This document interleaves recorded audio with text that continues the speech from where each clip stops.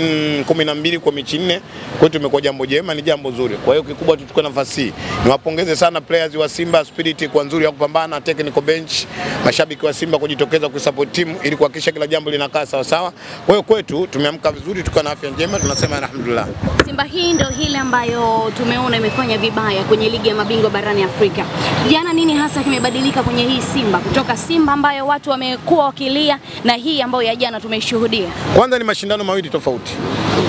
Simba ambayo haikufanya vizuri katika mashindano ya klabu bingwa barani Afrika. Simba imekwenda kufanya vizuri kwenye ligi ya NBC dhidi ya Mbeya City. Approach ya game unapocheza kwenye ligi ya NBC na approach ya klabu bingwa barani Afrika ni vitu viwili tofauti. Ile ndio klabu bingwa barani Afrika. Ndio mashindano makubwa katika upande wa vilabu katika bara zima la Afrika.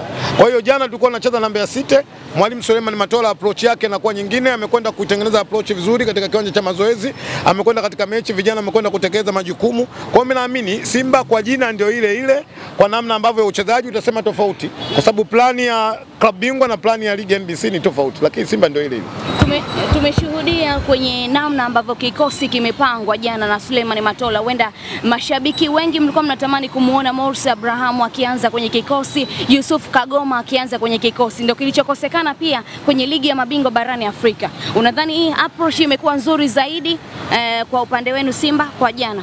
Majibu yangu hayapishani sana na namna ambavyo sekunde chache zilizopita nilivyojibu. Approach ya game au upangaji wa kikosi inategemea na game wenyewe unacheza na nani. Inategemea kwamba game hii inahitaji nini.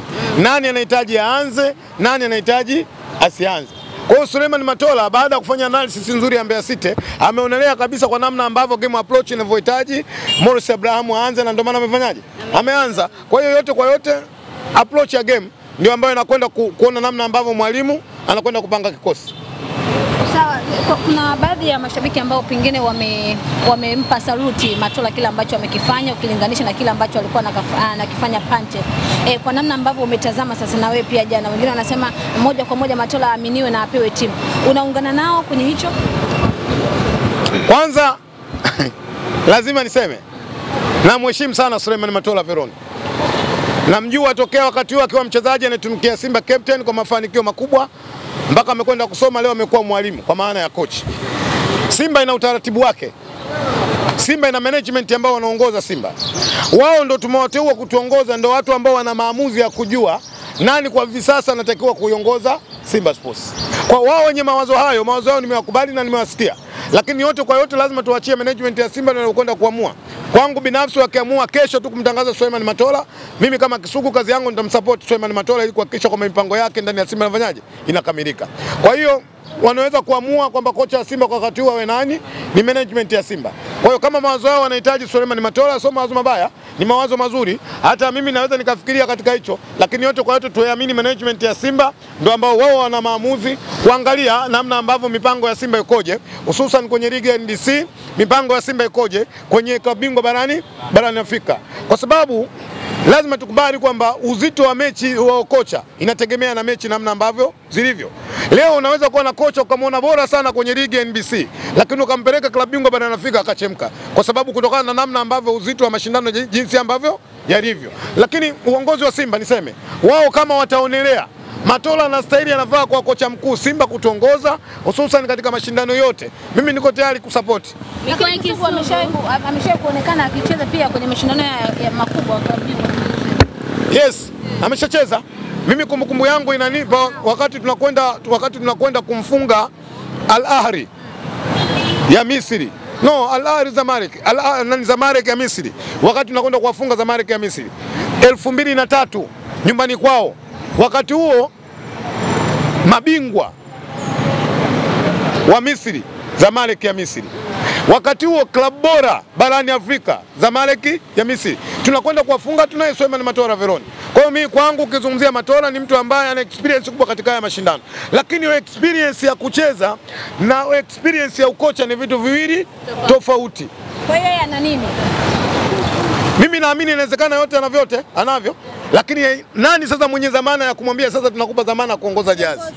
Na ndio maana nikasema viongozi wa Simba tutakapokwenda kuamua, kazi yetu kama mashabiki ni kusupport. Ama ni imani pia kwa nani? Nina imani kocha wazawa inakosekana kiasi kikubwa. Mimi na imani sana na kocha wazawa.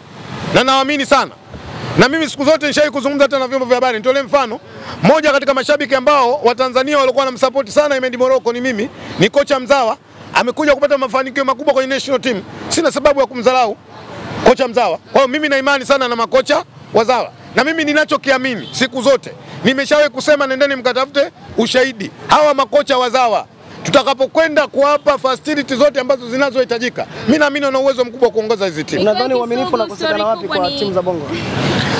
Uaminifu unakosekana wapi kwa timu za Bongo kuamini makocha wazao? Sasa mimi siwezi kulijibu hilo kwa sababu hao ndio wana mitazamo, lakini mimi nimesema kwamba mimi nawaamini. Sasa ukisema kwa nini watu hawaamini, sasa hilo swali anaweza kujibu wale ambao wasiofanyaje, wasioamini. Mikoa Kisugu, story kubwa ni Mohamed Bajabiri ambaye hapo jana dakika takriban kama 10 hivi zimemtosha kuweza kutumika kwenye kikosi cha Simba na akafunga na goli. Furaha imekuwa kubwa, mlikuwa mnatamani sana kumshuhudia. Tuambie wewe kwa upande wako, dakika ambazo ameingia na kufunga goli kwako zilikuwa za aina gani? Yes, kila mwana Simba amefurahi.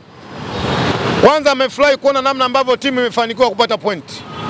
Lakini furaha ya pili imeongezeka zaidi na utamu katika ile mechi, kumuona Bajabiri amekwenda amefunga goli moja. Kabla ya kufunga goli, ile tendo la kumuona tu anakwenda kuingia, watu wa Simba walipata nini? Faraja. Kwa sababu ni mchezaji ambaye tulikuwa na matumaini makubwa ya kumwamini. Lakini kwa bahati mbaya wakati anasajiliwa kwenye kikosi, akakutana na injury ambayo zaidi ya miezi miwili ameshindwa kuitumikia nini? Timu. Kwa hiyo kuna baadhi ya watu walikuwa wanasikia jina la Bajabiri kwenye masikio yao, lakini bado hawajawahi kumshuhudia kwenye macho yao namna ambavyo alivyocheza katika nini? Katika pitch. Na kuna baadhi ya watu wa Simba wengine walishawahi kusema kwa bwana tumepigwa, wapo, wala sina sababu ya kuficha katika hili. Na mkitaka waandishi nitawataja hata majina. Acha wewe mambo yako. Kwa hiyo wako watu baadhi waliamini kwamba yule mchezaji hastahili kuchezea Simba. Mimi binafsi lazima niseme, mimi ukiachia ligi ya Tanzania NBC, nimekuwa mfuatiliaji mzuri katika ligi ya Kenya. Namjua uwezo wake. Na nilikuwa naomba dua na sala iko siku aweze kupata nafasi ili wana Simba baadhi ambao watu hawajapata bahati ya kumuona fanyeje, wamuone. Bahati nzuri jana Suleiman Matola amemwamini, amempa dakika 5, amekwenda kutufungia goli. Na hii kwetu inaleta faraja kubwa kwa sababu wako mastreka baadhi ya timu wamecheza zaidi ya mechi 5, goli limetafutwa jana, mtu kaeka mikono nyuma imekuwa pale penalty anaambiwa wewe kapige na wewe upate goli kwenye ligi ya NBC. Wewe unajua? Unamzungumzia Prince. Ndio. Refa kaambiwa Dube hajafunga, lazimisha Dube afanyeje? Afunge, mtu kaeka mikono nyuma. Ngoma imepiga hapa. Nani anasema haikuwa penalty? Haikuwa. Nani anaweza kuweka mjadala tukachambua sheria namba 11 kama ile ilikuwa penalty? Nani? Si mpira uligusa mkono? Nani anasema neno hayo? Kaeka mikono nyuma ule, wala mpira ukufika katika hiyo mikono. Lakini kwa sababu kuna mchezaji kacheza mechi 5 hajafunga, analazimishwa lazima apate goli. Na ndio maana jana nendeni mkaangalie, kuna sehemu mtafurahi. Ile penalty ilivyotolewa Dube alikimbia kama anakwenda kuchukua milioni 100, kumbe anaenda kuwai mpira akafunga. Kisugu, story nyingine ni bwana mdogo, tunamzungumzia Morris Abraham ambaye amekuwa man of the match. Mmekuwa mkimuimba, anaendelea kuonyesha ubora mkubwa kwenye timu yenu ya Simba. Tumzungumzie pia kidogo. Morris Abraham ni kijana wa Kitanzania mwenye uwezo mkubwa. Kwa mara ya kwanza ndio anatumikia ligi ya NBC ya nchi yetu. Hajawahi hata siku moja kucheza ligi hapo nyuma ya NBC. Ni kijana ambaye ametokea kwenye kituo cha TFF, alipata bahati alikwenda kucheza nje. Mimi naamini ni kijana ambaye ana uwezo mkubwa. Atakapoendelea kuaminiwa basi ataendelea kuonyesha kile ambacho alichokuwa nacho zaidi. Mimi na imani naye, ni kijana ana uwezo mkubwa, ataisaidia Simba. Kuna namna ambavyo Simba mipango mwaka inaenda kufanyaje? Inaenda kukamilika. Mikoa Kisugu, uliwanyoshea mikono wachezaji mara mwisho tumezungumza baada ya mambo kuendea vibaya kwenye ligi ya mabingwa barani Afrika. Jana wamekupa kitu gani cha tofauti ambacho unaweza kusema hiki ndio Kisugu anakitaka? Kwangu binafsi lazima nikiri, jana spirit ya kupambana iliongezeka. Yawezekana mwalimu aliwaambia, au yawezekana pia maneno yetu yanasikilizwa, wanakwenda kufanya nini? Wafanya kazi. Niwapongeze, jana wamepambana kwenye jasho na damu, tumepata pointi 3.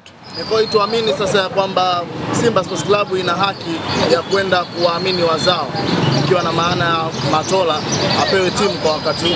Ni swali ambalo nimeshalijibu, nafikiri mwandishi umechelewa. Nimeshalijibu hilo swali. Shukrani sana. Asante sana.